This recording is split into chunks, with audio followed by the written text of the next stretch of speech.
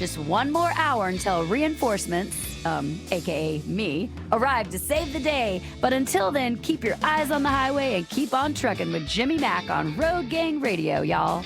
This is really funny, Dre. I almost didn't talk, and then thankfully I wrote that bumper so that Lindsay would actually say my name. We talked to Robert over the break before we got him on the air, and I thought, okay, I've already taken care of that. Yeah. No, I haven't, by the way. I've only talked to Robert and you on the hard break, by the way. Welcome back to Road Gang Radio. Of course, it's Wednesday, and every Wednesday at 8 o'clock at the center, 9 o'clock in the east, Robert Braswell, the exec director of ATA's Technology and Maintenance Council, joins us to do Tech Talk with TMC, the longest running segment on any Radio Nemo platform. Robert, good morning. Welcome back. It's good to have you.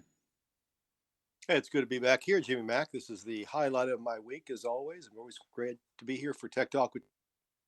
Today, we're going to take a look at what drivers and vehicle operators need to know about cybersecurity in trucking. And joining us this morning to talk about some interesting new developments to help keep trucking cyber safe is a good friend of the program and Radio Nemo, who's Mark Zachos, who's president of DG Technologies. Mark is a longtime TMC member, and he's expert in truck technology, vehicle data adapters, and onboard vehicle networks and systems. He's currently active in our S5 Fleet Maintenance Management Study Group, where he chairs our cybersecurity task force, and he's been quite busy leading the development of what we expect will become very useful information reports and or recommended practices on this subject. But before we get started, as you know, each week we like to make a special offer available to our listeners. This week it's our TMC Preventative Maintenance Inspection Manual for technicians. We offer it for the special price of just $25 plus shipping and handling. It's a great manual if you want to know about how to conduct a proper PMI, or if you're just having the work done, what should your service providers be doing for a proper PMI. To order, you can call our customer service line toll free at 1-866-821-3468. Mention the Dave Nemo Show here, Radio Nemo, and you can get it for that special price. What's more, if you're an owner operator or a small fleet, 100 or fewer pilots in your operation, you can join TMC for the discounted annual dues of just $150. And when you do that today, you'll get our 2-volume recommended practices manual, which is a great 4,000-page compendium of just about everything you can think of when it comes to speccing, maintaining, and repairing commercial vehicles, along with many other good benefits too. So please call that same toll-free number if you're interested in joining us. And also, we always remind our listeners at the top of the show that any recommended practices we discuss reflect the consensus of our members. We offer them as recommendations only, and everyone must first determine for themselves if they are safe and appropriate for their operation. Please remember that TMC doesn't endorse any product, person, or service, and the opinions expressed on the show are those of the individual and not necessarily the opinion of his or her company, nor TMC, unless stated otherwise. And with all that out of the way, please welcome to the show this morning, Mark Zachos. Good morning, Mark. Hey, good morning, Robert. Good to be with you today. A snowy day here in Detroit, Michigan, where I'm standing and looking out the window. Hope you're cyber safe wherever you all are. Well, that's an important thing to wish, because these days you really got to be very vigilant when it comes to cybersecurity. It's not just, the back office kind of stories that we used to hear about a few years ago, where you'd hear about, invoicing systems and things like that going down in the back office on the financial side. But now it's creeping over more ubiquitously to the onboard side, isn't it? That's right. So we've always been diligent, and especially in the last few years when all the cyber actors have been upping their game in IT, that internet technology, the interconnection of computers and emails and servers. Yet we're seeing some cyber threat actors taking advantage of some of the open ports and unprotected vehicle systems. So what you are seeing in research and actually now in real life are cyber attacks against moving equipment. Started all in the factory side of things, where the factory controls, operational technology, they call it OT, uses some of the same communication systems that are on board trucks, something called CAN, CAN networks, or better known in our controlled industry, area network. Yeah, better known. People know it as the J bus or J1939 connectors. That round 9-pin connector that's underneath the dashboard of our trucks. So, if you can tap in there or find some way that tap is exposed, well, hey, there you go. I can shut down your equipment. I'm sorry about that, but if you pay me some ransomware, I'll give you the electronic keys back, and you can move again. But really what's different now, though, is you don't need to tap into that 9-pin connector, right? You can do some of this stuff wirelessly because of over-the-air programming. Telematics has kind of changed the game for cybersecurity protection. The telematics has done that, and I know a lot of the telematics systems providers are taking it extremely seriously, but there's still some gaps, and the opportunity is because maybe those gaps have been discovered by researchers, by the telematics systems providers, yet on the vehicle or on that system, those updates have not been applied. You can think about it in a similar way on your Windows laptop computer. You know how those annoying things pop up and you have to reboot your computer because there's updates, and a lot of times they're security updates. So unless you reboot your computer and reload those on your office systems and servers, you don't get the protections that have been provided by those companies that have done all that work to make their products better. So have you updated the firmware in your truck lately? Have you updated the firmware in your diagnostic adapter lately to provide the latest and greatest cybersecurity protections? We see this all the time. The industry is afforded an opportunity to better understand what those threat actors are doing. There's the Department of Homeland Security and their office there of cybersecurity protection. They publish these bulletins, and the FBI does too. So we know we've got a pretty good idea what's going on. It just needs our operators and our system. We need to practice those updates and make things better because the bad guys are always they're running. It's a race. It's a race.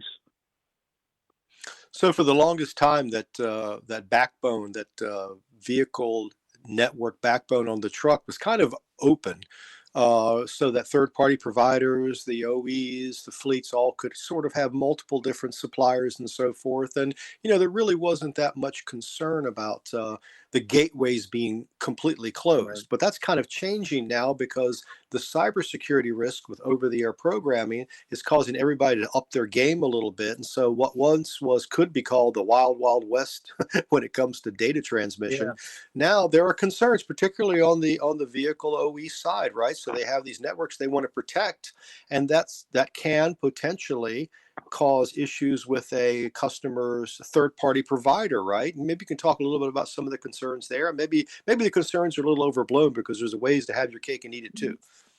Yeah. So I talked to some telematics providers recently, and they expressed some concerns. Oh, the trucks are getting locked down. Oh, I can't get the data, or my customers can't get data, or the operators can't get the data they want.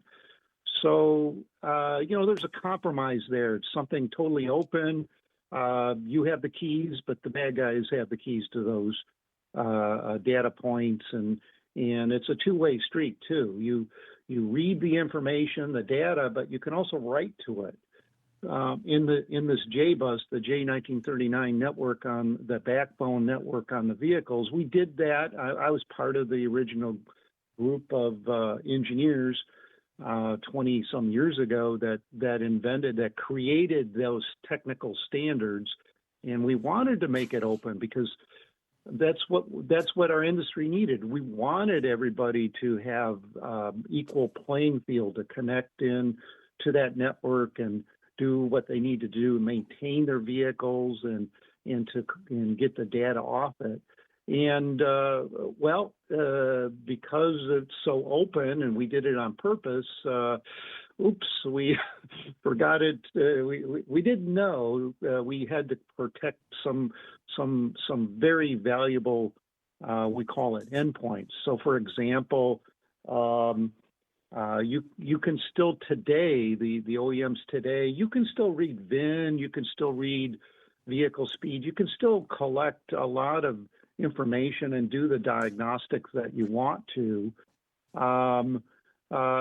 except when it comes to maybe some safety critical functions like radar or ADAS systems, right? So we don't want, number one, we don't want unqualified users manipulating those sensors and recalibrating them. So that's important.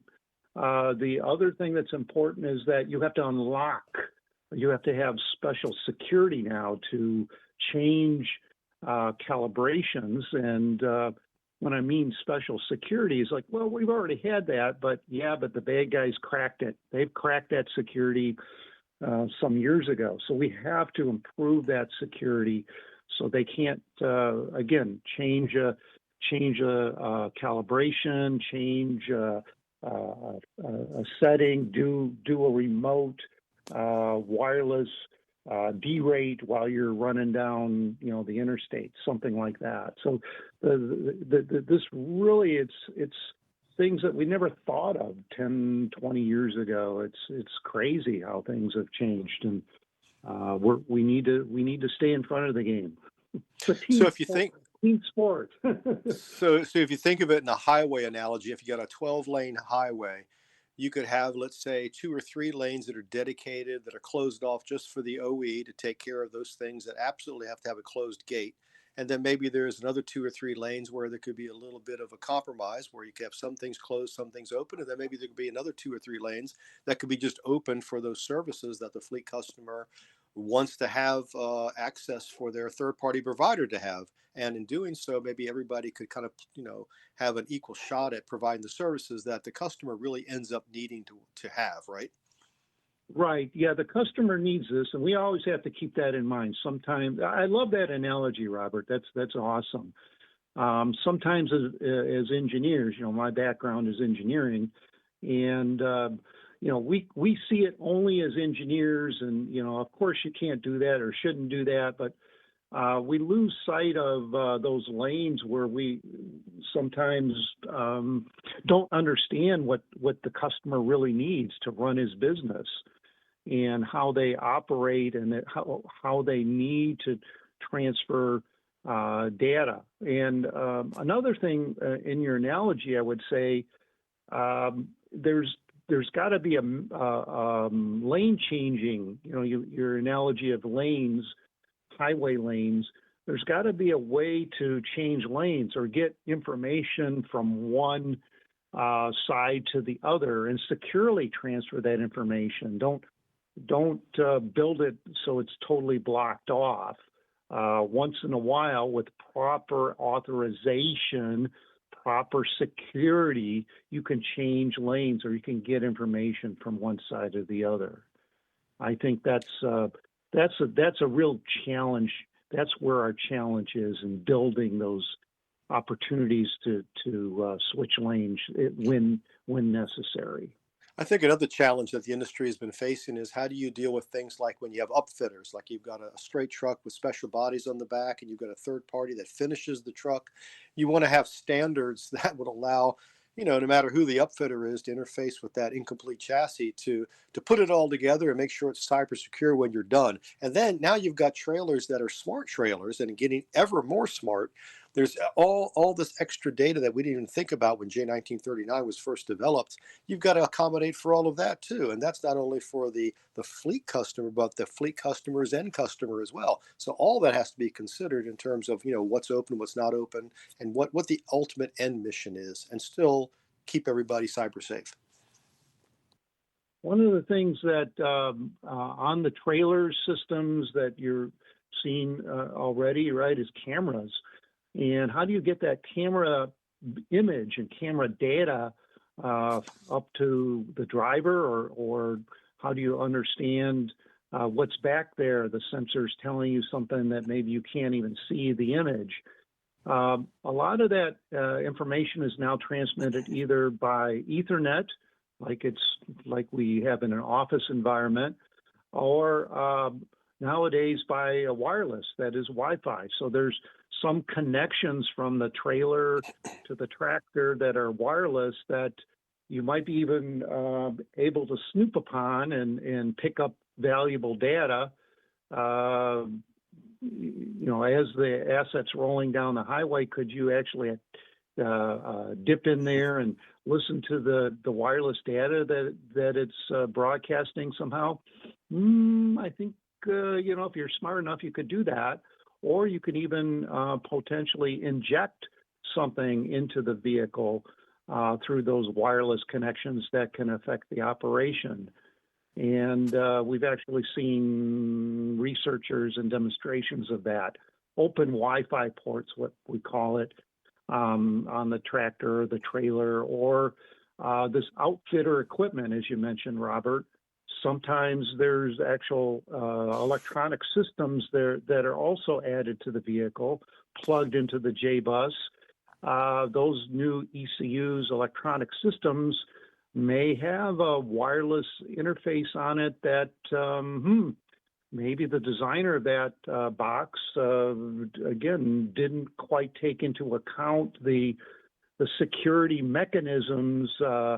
The passwords are all hard-coded, for example, because, never thought about that when we designed that aftermarket add-in box. And that's an really easy thing to reverse engineer is hard-coded passwords. Everybody in the research community and the hacker community understands that's the first place you go to break into wireless networks or any sort of first level security.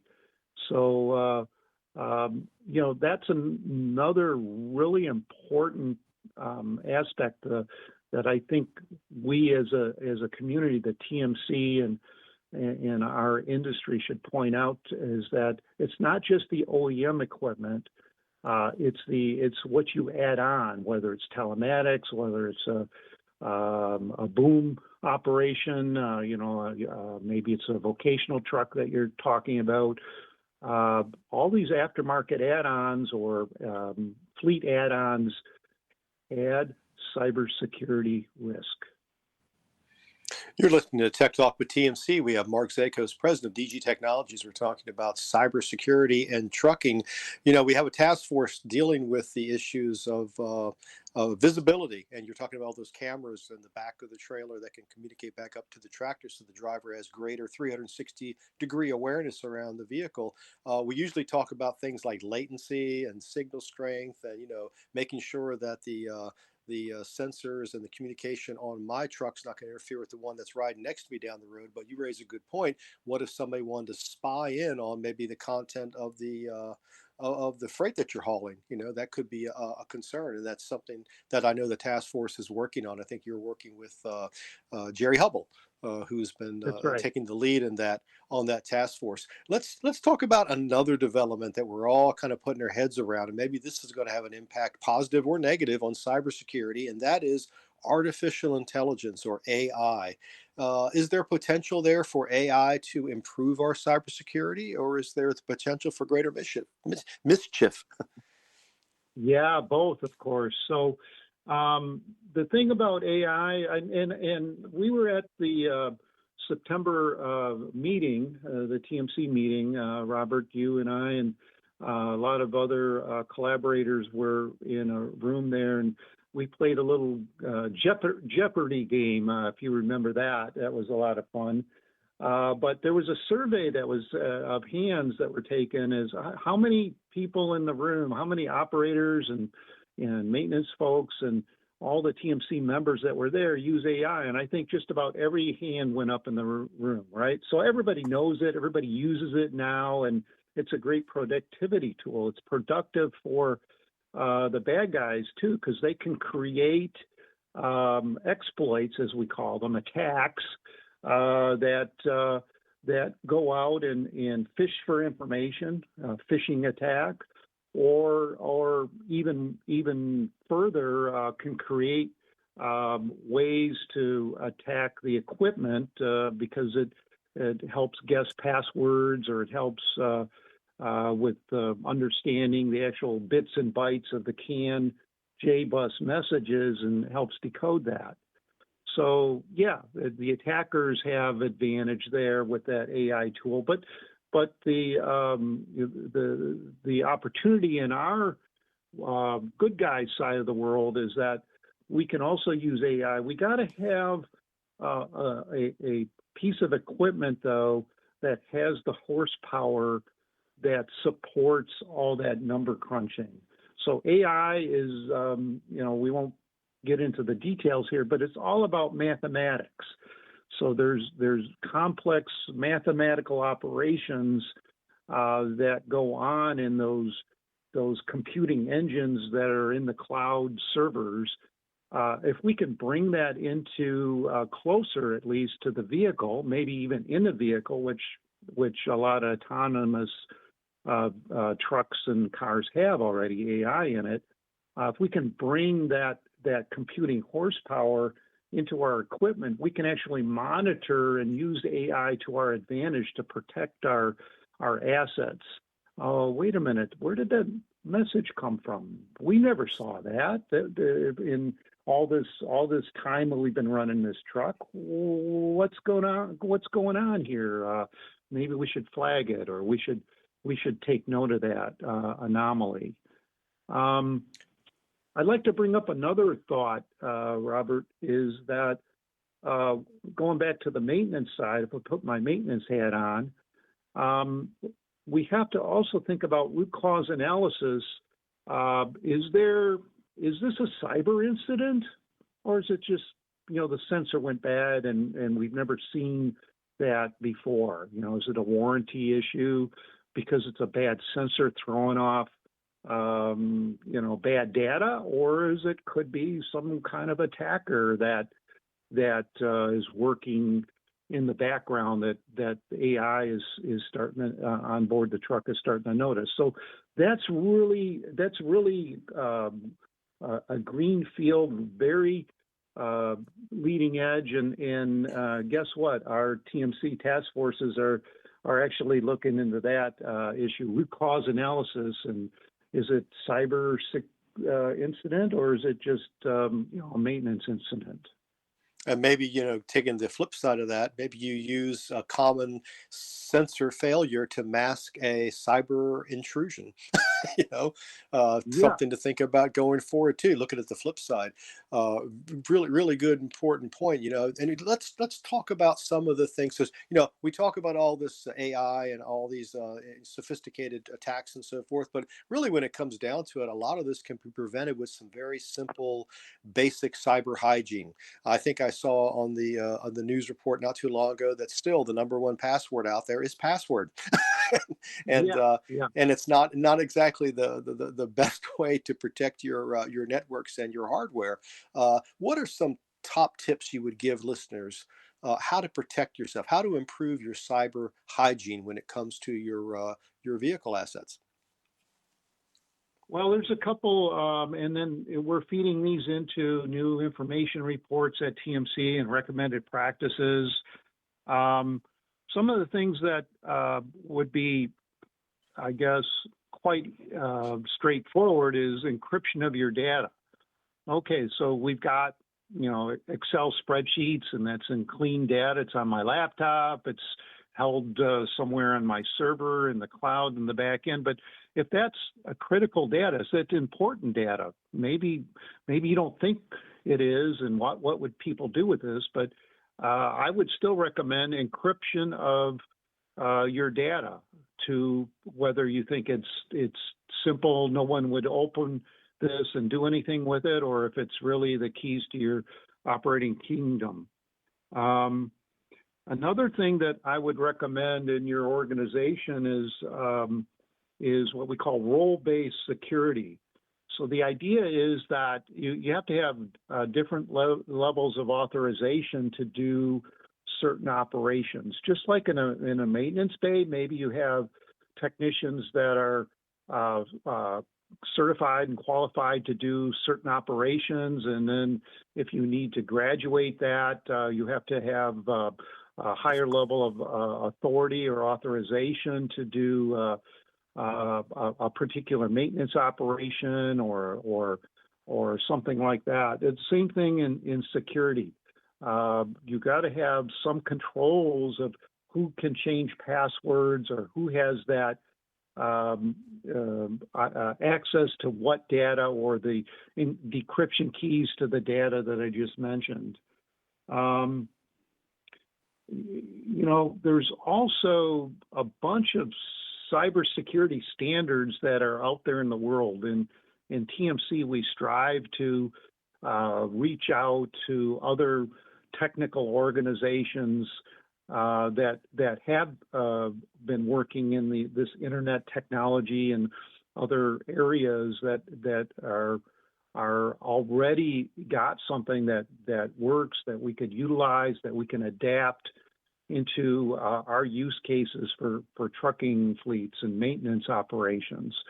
So there's a lot out there that I would say we can just point to, reference, use the word borrow if you want, but I don't want to imply that we're taking anything away. These are open documents that you can access. So something that is available to us as operators, and I think it's great to have access to this world. Really, it's a worldwide community that wants to keep everyone cyber safe. And of course, sometimes it's just as simple as guarding your USB port, making sure that nobody has unauthorized access to that, because that could be a very vulnerable entry point on board the vehicle, can it? Yeah, even something simple like that, it's still today. And you mentioned password is the most popular password, right? And I think the second most popular is 1, 2, 3, 4, 5, 6, right? So really simple things like that. And I know the larger fleets that have these chief information security officers, these CISOs, and they've all guarded against this. But there's still those. I'm lazy, right? I don't like multi-factor authentication. Oh, why do I have to have this text come to me and enter this security code just to get my email? But that's how attackers can work around you. Well, one thing we can't work around, Mark, is the clock. And we're kind of running out of time for this segment. But as we come to the end here, I'd just like to thank you. We did a great survey of what's going on with cybersecurity and trucking and some of the things that are going on in the back office, so to speak, to protect everybody and keep vehicles safe as they're going down the road. We look forward to having you back on a program real soon, maybe in the first part of next year. But until then, we're going to have to kick it back to the studios and Jimmy Mack. Robert, I have to tell you, there is no better feeling as a host that when you look over at the time and you have plenty more to talk about and you didn't get to it because it went by so fast. Well done. And it's a conversation that we could have over and over again. And it's one of those things that, sometimes, as Dave says, we're a little redundant. Not you, but with the news and the information. But I got to tell you, that's something that can't be repeated enough. Cybersecurity, just don't walk away from an open computer terminal, folks. Just don't do it. Just don't do it. Thank you, Robert, so much. Thank you very much. And next week, we'll be at a special day and time. We're going to be on Monday. That's December 8th at 10:30 Central, 11:30 Eastern. And we'll be on Nemo Nation, talking about lighting maintenance investigation with Alex. Thank you, sir.